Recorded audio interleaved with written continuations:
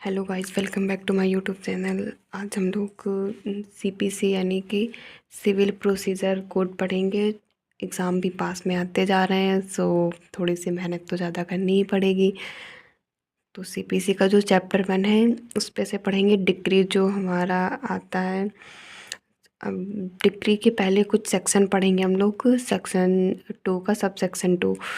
तो अब उसको उसके बाद ये जो हमारा दिया हुआ है सेक्शन 2 का सब सेक्शन 9, निर्णय मतलब जजमेंट क्या होता है।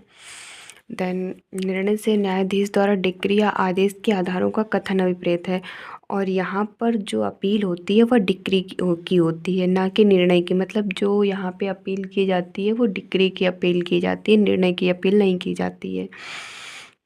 इसलिए निर्णय का नहीं बल्कि डिक्री का निष्पादन या पालन करवाया जाता है।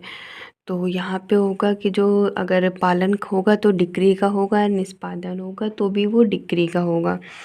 अब आते हैं डिक्री हमारी सेक्शन 2 के सब सेक्शन 9 में आती है। इसमें इसकी परिभाषा दी गई है। डिक्री या तो प्रारंभ या अंतिम हो। मतलब डिक्री है तो ये को या प्रारंभ हो या अंतिम हो सकती है। ज़रूरी नहीं कि वो प्रारंभिक ही हो या फिर अंतिम ही हो। प्रारंभिक डिक्री वाद के बीच में कभी भी दी जा सकती है। जो प्रारंभिक डिक्री होती है वो अगर कोई वाद है तो उसके बीच में कभी भी दी जा सकती है। अंतिम डिक्री वाद के निपटारा करने के बाद ही दी जाती है। लेकिन जो अंतिम डिक्री होती है, जब तक वाद का निपटारा नहीं होगा तब तक अंतिम डिक्री नहीं। अब इसके अंतर्गत शामिल क्या क्या है। वाद का नामंजूर किया जाना मतलब रिजेक्शन ऑफ प्लांट।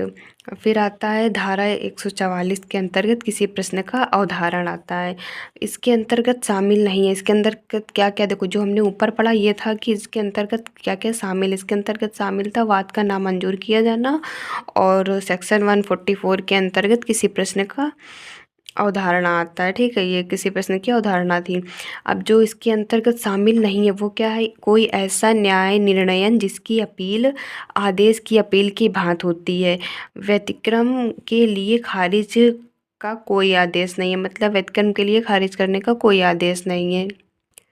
अब इसका स्पष्टीकरण स्पष्टीकरण क्या कहता है। डिक्री प्रारंभिक तब होती है जब वाद के पूर्ण रूप से निपटाने के पहले दी जाती है। अगर वाद जो होता है अगर वो पूर्ण रूप से नहीं ख़त्म हुआ है और उसके निपटाने के पहले जो डिक्री दी जाती है वो प्रारंभिक डिक्री होती है।